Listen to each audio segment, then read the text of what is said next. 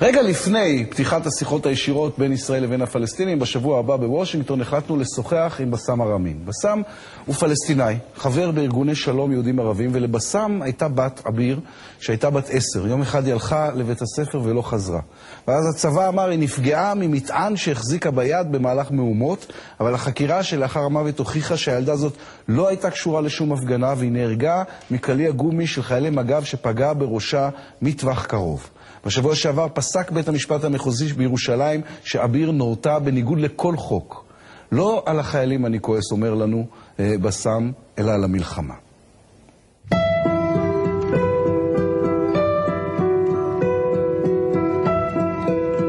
אביר, ילדה פלסטינית בת 10, מתה ערב מפצעיה אחרי שנפגעה ככל הנראה מכדורי גומי או רימון הלם של שוטרי מג"ב. הוריה של אביר הם כבר שנים פעילים למען שלום ישראל. בוא נתחיל עם הילדה שלך. אביר, לאן היא הלכה כשהיא נהרגה? היא יצאה מהבית ספר שלה ב9:15 כמעט, אחרי שגמרה את המבחנים שלה, עם אחות שלה ושני ילדות, לקנות משהו מתוק, וממרחק של מ-15 עד 20 מטר, חייל מג"ב ירה לה בראש והרג אותה. ומתה במקום? לא, אחרי יומיים היא הייתה אושפזה יומיים בהדסה עין כרם, מאבקת על חייה, ולצערי לא החזיקה מעמד. ואז הצבא אומר, מג"ב אומרים, היא נפגעה מאבן. דובר משטרה אומר שהילדה היה לה משהו ביד, התפוצץ לה בראש והרג אותה. כאילו החזיקה מטען? כן, והיד שלה אין שום דבר, היא שלמה. אז אמרתי לו, עד לכאן הגעתם כאילו לדרגה הזאת מהשקר כל כך ברור. אני יודע, אתם הולכים לסגור את התיק פעם ופעמיים ושלושה. יש לזמן עוד 30 שנה. הקורבן שלכם, הוא ישלם את המחיר של הילדה הזאת ויהיה בכלא. ובאמת זה משהו קרה. בהתחלה אמרו, לא היינו שם, בכלל. לא יודעים על המקרה כזה. אחר כך, כן מאבן. אחר כך נפלה מעל גדר. ובסוף, הודיעו כן שהחיילים הרגו אותה. אבל בעצם היה שלב שבו הם סגרו כבר את התיק, נכון? התיק נסגר 4 פעמים, או 3 פעמים. כי הם אמרו, בדקנו, הכל נבדק, הכל נחקר. ובשבילי זה שקר, פשוט. זה כל כך ברור, מדובר כאן על ילדה. אני הייתי 7 שנים בכלא הישראלי, שהייתי בן 17, ועכשיו ממייסדי לוחמים לשלום, ואני בפורום משפחות השכולות. זה אין לו מה לעשות בדבר כזה. זה לא כאילו השהידה, הגיבורה, אביר ארמין. לא, לא, לא, זה ילדה. ומה אכפת לה בסכסוך? אני רציתי שהילדים שלי יגדלו בצורה אחרת, ידעו דברים אחרים. אביר הכיר הישראלים והיו לחברים? כן, יש לה כמה כאלה תעודות, מילים ככה, לטרס מישראלים, והיא רצתה מכתבים. היא רצתה ללמוד עברית כדי להישאר בקשר עם החברות שלה. לפעמים הייתי מתרגם ביניהם. לא יודעת כלום, אני רוצה שהילדים שלי ידועים שבצד השני גם יש ילדים כמוהם.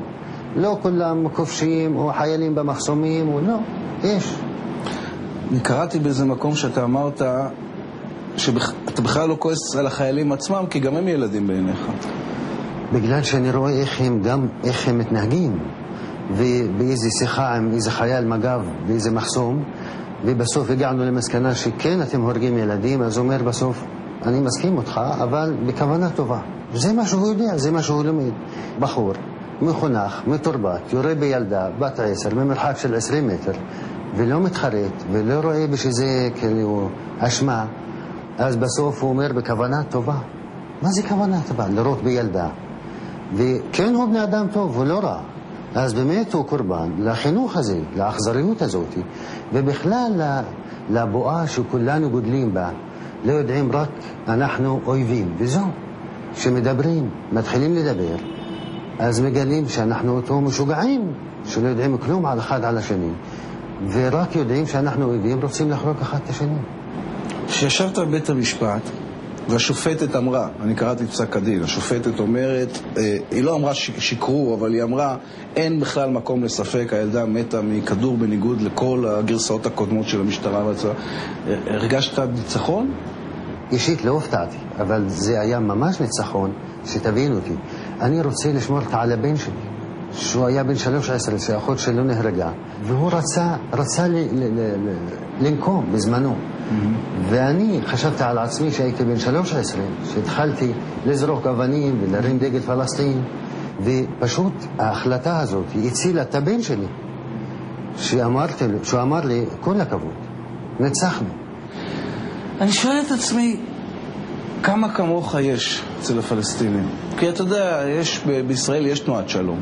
אני מצוי בסדר, כמה כמוך, כמה בסמים יש? אלפים. יש אלפים? כן, אני משורות העם. ואני הייתי בכלא, ואני לוחם. ולפני כמה שנים הייתי, איך אומרים, קיצוני, ואתה מצדיק כאילו ללחם בו. ואני אומר תמיד, בדרך המאבק שלנו לשחרור ולשלום ולביטחון, שנינו נהפכנו להיות שני חברות אכזריות. כשאתה מדבר עם הפלסטינים, זה בטח נותן לך כוח אחר. העובדה שאתה בא ואומר, כן, הילדה שלי נהרגה, אני יכולתי להשתגע מרוב כעס, ותראו שאני מצליח לו. הם מקשיבים? מאוד, וזה משהו מיוחד כאילו.